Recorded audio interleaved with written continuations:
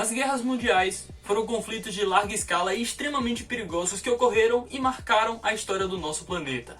E estes grandes conflitos não só afetaram os seres humanos diretamente, ou a forma como nós passamos a enxergar o nosso planeta após a ocorrência deles, mas de certa forma eles também foram prejudiciais para alguns estudos relacionados a dinossauros. Isso porque esses conflitos que ocorreram no século XX, uma época decisiva para a caçada de fósseis que estava acontecendo e também para a grande descoberta de espécies de dinossauros, a ocorrência deles acabou de certa forma prejudicando ou atrapalhando o andamento de estudos relativos a algumas espécies de dinossauros, e é isso que eu vou comentar aqui neste vídeo com vocês. Lembrando que o único intuito desse vídeo aqui é educativo, eu estou aqui apenas para trazer para vocês uma curiosidade a respeito de algumas espécies de dinossauros e da história que elas têm com confrontos grandes que ocorreram durante o século XX, que nesse caso aqui são as guerras mundiais.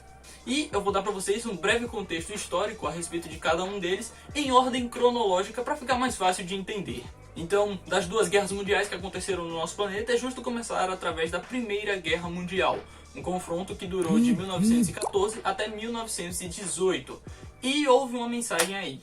Diferente da Segunda Guerra Mundial, a Primeira Guerra não teve tantos casos referentes a fósseis de dinossauros assim, mas teve um que foi realmente preocupante relativo à descoberta de alguns fósseis. Um navio chamado SS Mount Temple estava saindo do Canadá em direção à Inglaterra, com um carregamento de vários fósseis encontrados no Canadá que datavam de cerca de 75 milhões de anos. E detalhe, esta não era uma embarcação de guerra. Em um determinado ponto do Oceano Atlântico, o oceano que eles estavam cruzando para ir do Canadá até a Inglaterra, eles foram interceptados por um navio de guerra alemão. E quando as coisas saíram do controle, o navio alemão abriu fogo contra o SS Mount Temple.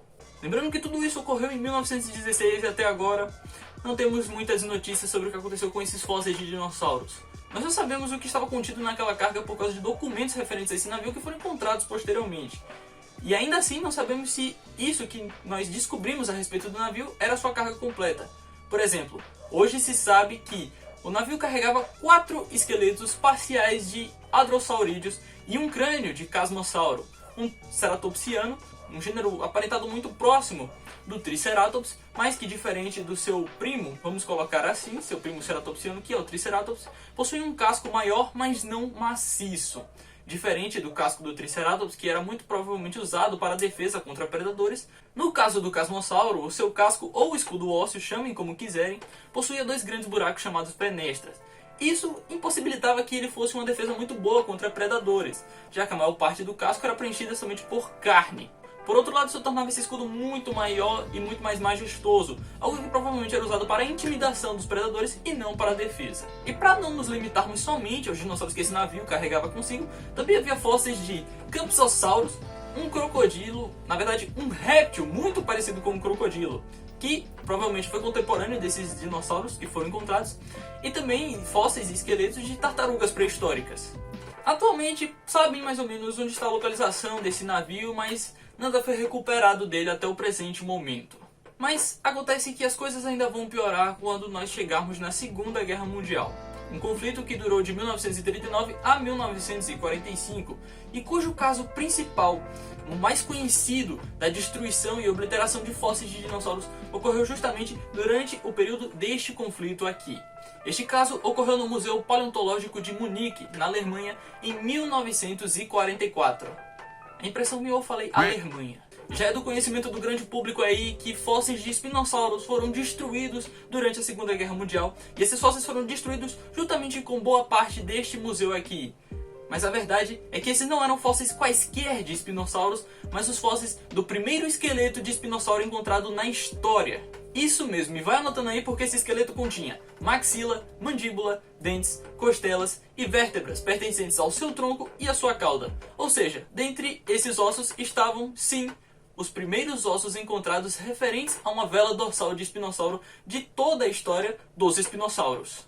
E é provável que nada tenha sobrado desses fósseis de espinossauro descobertos em 1912 no Egito e descritos em 1915, já que tudo que foi encontrado dele foram documentos e desenhos que nos indicam, nos levam a crer que eram esses os fósseis presentes nesse material de espinossauro. O mesmo cara responsável por descobrir e descrever o espinossauro também descobriu um espécime de Carcharodontossauro. E adivinha só? Ele também foi destruído no Museu Paleontológico de Munique. e tudo isso ocorreu num bombardeio britânico noturno. Assim como no caso do espinossauro, ele foi descoberto no Egito, mas posteriormente, em 1931 somente. E durou todo esse tempo até que em 1944 ocorreu o evento que eu já citei aqui. Felizmente, para ambos os casos, tanto do espinossauro quanto do carcarodotossauro, descobertas de novos espécimes foram feitos ao longo das décadas que se passaram. E no caso do espinossauro, isso tem sido muito animador. Como vocês lembram, muita coisa mudou do espinossauro desde o seu descobrimento até o presente momento, e muita coisa vem mudando recentemente, inclusive.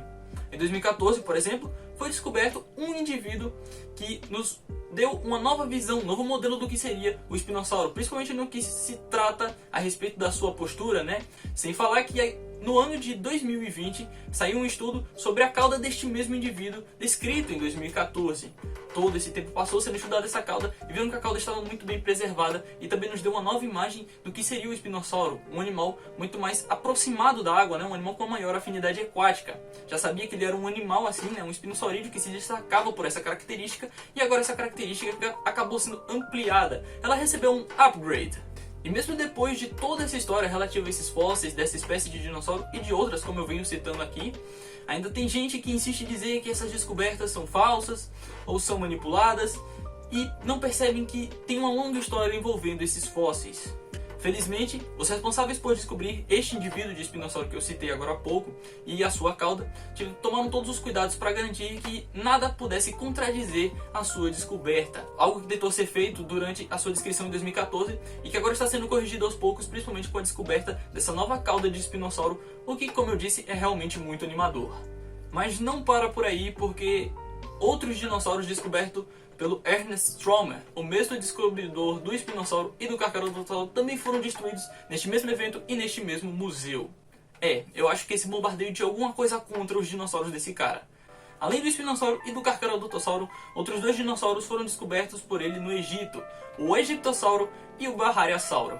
O egiptossauro é um saurópode muito próximo do argentinossauro, segundo a sua classificação.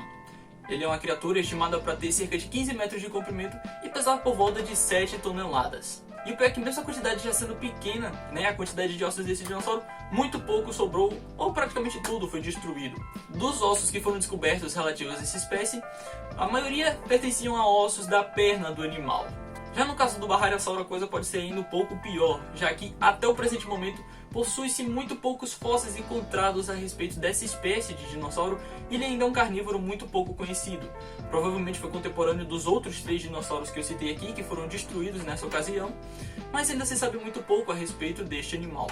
Enquanto algumas estimativas mais seguras dizem que ele tinha por volta de 9 metros de comprimento, e assim como o espinossauro e o carcarodotossauro, fragmentos de ossos já foram encontrados em territórios brasileiros e atribuídos a essa espécie de dinossauro, o barrariasauro. É claro que no caso do barrariasauro isso se torna ainda mais complicado, porque é difícil até mesmo de catalogar esse animal com a quantidade tão escassa de fósseis que já foram descobertos até o momento.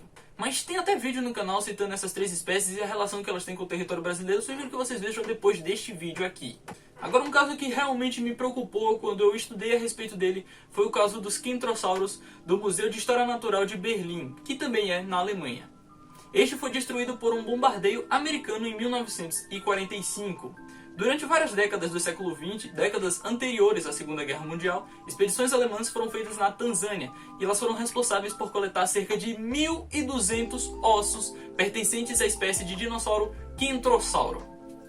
Para quem não conhece o Kentrossauro, este é um estegossaurídeo africano muito próximo do estegossauro, que é o dinossauro que dá nome à família dos estegossaurídeos, O que acontece ainda é que é estimado que esses 1.200 ossos de Kentrossauro encontrados sejam atribuídos a cerca de 40 ou 50 indivíduos diferentes pertencentes a essa espécie.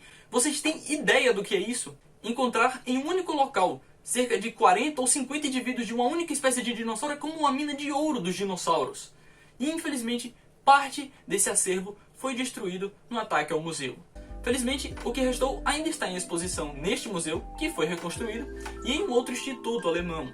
Mas o que é realmente interessante a respeito desses tantos fósseis de Kentrossauros é que, percebam, encontrar tantos indivíduos assim, mortos em um único local, nos ajuda a remontar um pedaço da história do tempo dos dinossauros.